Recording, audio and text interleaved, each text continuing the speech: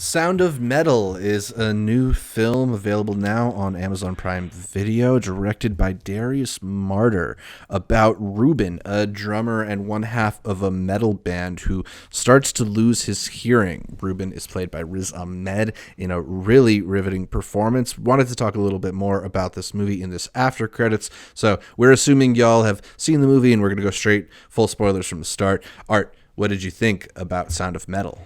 Fantastic movie. I was able to catch this one back in 2019 at Way TIFF. back. Yeah, it's been a bit. They actually had played this bad boy in IMAX, which was crazy when you think about the opening sequence and how loud it is, and they give you all of this energy. But honestly, I wish I had the opportunity to watch it a second time on IMAX, because when being able to rewatch it on Amazon Prime, you notice all the little small things. You get all these sequences when he's in the car and he's able to notice, like it's literally how he swallows, what he blends, all the ticks, everything that's in his RV that you take for granted until they're no longer there. And then you're touching things and they're not making any noise. This is a movie that I know came from the director who was working on a project with Derek Cianfrance, who we absolutely adore. I think they were working on this documentary with a rock band, and it was through that he realized, I can make something else here. And he was able to work with Riz Ahmed to create something that I know was inspired by his grandmother, who was also, I believe, deaf. And she championed a lot for closed captioning. So... there's a whole big story. Yeah, at one point this was supposed to be a Derek Cianfrance project called Metalhead, and it has since morphed into this movie, which is Darius Marder's debut, and a really remarkable one. Amanda, what were your thoughts? I was just so immediately captivated by it. It hit my radar initially because, when I was a teenager, I still really loved music, but I was in the punk scene, the metal scene, that was kind of where I was from. So just that kind of movie is always going to draw me immediately, but it's so little of that before it really gets you into this just incredible performance. And I think it honestly really comes together at the end, because the whole movie it manages to avoid falling into certain expected tropes. We know he's an addict, so you think, okay, is this gonna force him into using again? That's one of the big things. The second he has a cigarette and his girlfriend's just immediately okay, you need help, because this could be a spiral. Yeah. But it doesn't actually push him into being back into an addiction, but he starts behaving the same way an addict does, of the desperation of selling all of your stuff, starting to try to make deals I can come back and buy this back from you for more money in a couple weeks, within 8 weeks, asking other people for money, being no, it's not what you think, but it's it kind of is. You're looking for a fix. It's just a different kind of fix. And then maybe coming to the realization that, it wasn't necessarily a problem that needed fixing, and it's just, this is a new way of being. So I thought it really juggled that super well, and it was beautiful.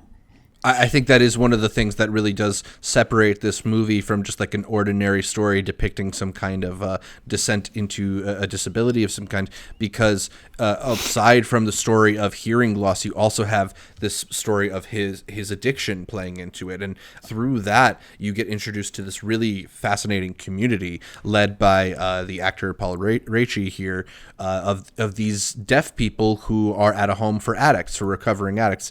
And I think I was just also fascinated by the way this movie depicts these communities and these lives, and what it is like to go through the steps of recognizing you have hearing loss. There's a really just heartbreaking scene, devastating to watch, where the doctor is asking him to repeat words and he is nowhere near the correct words. And I think it's moments like that, and the sound design, the really vivid sound design, so well done, that puts you in his shoes. I mean, the sound design in particular, I think, is so good in this movie. And if it's not nominated for Best Sound at the Oscars, what is even the point of the category, given how integral sound is to the telling of this story? Art, what did you think about the sound design? I mean, they had the boy come in and they said, one thing is swallowing. One thing is flicking the rustling. They had his blinks. They had the microphone to capture his blinks. They were trying to showcase that you have so much sound coming from your body as well. And I think that there's a sequence where they show that perfectly, where they actually flip it on you. There's so many movies where you don't have the closed captionings, and if you can't read the lips, or you don't have the opportunity to do so, you don't know what's going on, and they flip it on you and they're speaking in sign language. and they don't give you the caption. So unless you know the language in and of itself, you are feeling exactly what it's like. Not even exactly what it's like. You're just getting a fraction of what it's like to be in their position. That's totally one of the most emotionally affecting moments of the movie, because you are left in the dark the same way he is, and you are presented with what it would be like to lose that ability to communicate. Yeah. There's a whole aspect that they have too, like you were saying, and where he's realizing that he's got a community that's there as well, and just a recognition of speech, of like there's a difference when you actually have to put your entire body to it as opposed to what you just say, and that it's more intimate in that sense because you're observing the entire person, not just what they're communicating with. And just Riz Ahmed knocked it out. That's the thing about it. Like it's so good. It's not that it's an underlooked performance, but I almost feel like he deserves more credit for the things that he was able to do with this role. And especially on a rewatch, you capture all those little nuances. And like Amanda broke down, the way that he's approaching it, the way that he's going through it because of where he comes from, he killed it. He's a rapper, not a drummer, yet he went and he learned the drums as well. I thought it was really cool too how they showed him kind of processing losing his hearing, because I have moments every once in a while you'll just get like a ringing in your, like something will ring in your ear, and it's like it's like it's a level of your hearing dying, but it's just like a split second and it goes away. Or you're on a plane and your ears pop, or just something like that. So he's going through all the processes of like, I think, maybe my sinuses are plugged. Like maybe you see him doing all the like popping his mouth and moving his jaw around. Yeah, hoping that it kind of comes back, and then it doesn't, and it's like he can't hear anything. And then it basically sounds like you're underwater and people are yelling at you and you're trying to make out what someone's saying while you're underwater. The sound design, how they captured that was just so incredibly well done. And then there was another scene where everyone was around the table when they were doing like the sign language and stuff. 1 minute it's kind of like they're having conversation, good time, he's like working at interacting with them, but then it comes back and just shows you what it actually sounds like, and you just it's all of like these just different noises, and it's just so interesting, like how they did little things with the sound to pull you into the experience and show how different it would be from their perspective and their reality versus people that aren't dealing with hearing impairment experience.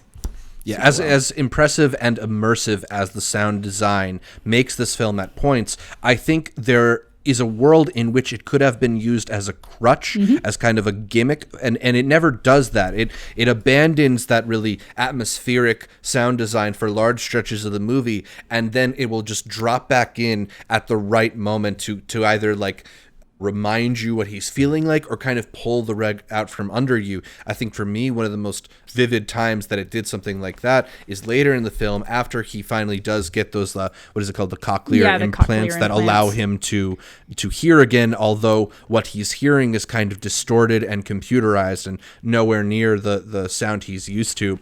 And then there's that heartbreaking scene where he's seeing his girlfriend sing, and we hear what most people are hearing, a perfectly nice song, and then you hear just like the agonizing screeching that he's hearing, knowing that he's a musician, knowing that performing with her was part of the things that really brought him joy and was his career. And pushed him to get those implants. Like that's the thing that set him over the edge when he saw that she was still performing. Yeah, and to deny him that was just absolutely devastating and a brilliant piece of filmmaking. What'd you guys think of Cooke? I thought she was good. Yeah, it was a surprising performance from her, because I'm a little bit more used to her in maybe a more bubbly or spunky character, and it was interesting to see her deal with this kind of trauma, but I thought she was excellent as well. It is a movie that has a lot of great bit performances. I mentioned Paul Raci, who I thought was phenomenal. Also Mathieu Amalric, who shows up just for a little bit at the end, I thought was excellent as well.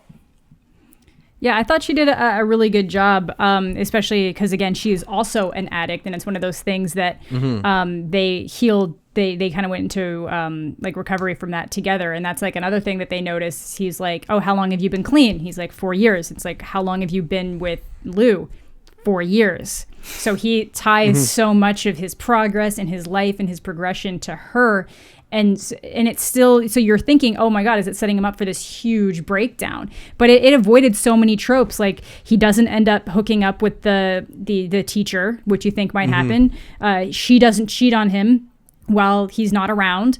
it just shows you the reality of the situation and how, his life changes forever. And it's not necessarily a tragic thing. It's just things are different now and accepting that. Yeah. What'd you guys think about the ending, how he walks away and we get that last moment with him as well on the bench? Beautiful. I thought it was beautiful. Yeah. Yeah. It really just like a very elegant coming to terms with his situation. You see him fighting for the duration of this movie, just refusing to fully accept his new reality. And he just kind of has that moment of helplessness and resignment. I think that leaves you in a really awe-inspiring place. I was very, very touched by that moment in the movie. I think it's really excellent and kind of perfect for the story they're trying to tell. Mm-hmm. I hope he gets agree. nominated. Same. Yeah, I hope he gets nominated. I hope it gets nominated for Best Sound, and I hope it picks up some other love along the way too. I'd love to see it get a screenplay nomination because that's not an easy script to write, to navigate also who is saying what and who can understand what. Yeah. You mentioned some of the scenes that were at the rehab center where you have to account for somebody is reading the dialogue, somebody is reading lips. If a character turns, they're not going to be able to understand. It's such a lived-in movie and so well articulated. I hope more people get a chance to catch up with it. Absolutely. And the director wrote it with his brother too. So Aw, there you go. that's nice. Wasn't his brother also one of the musicians behind it, Abraham? Could have been. I believe so. So He's credited as music by. you could tell that they knew what they were approaching. They knew the subject matter, and it wasn't just something that they were like dipping their hands into. They grew up with a family member who went through it. So Yeah. Excellent movie.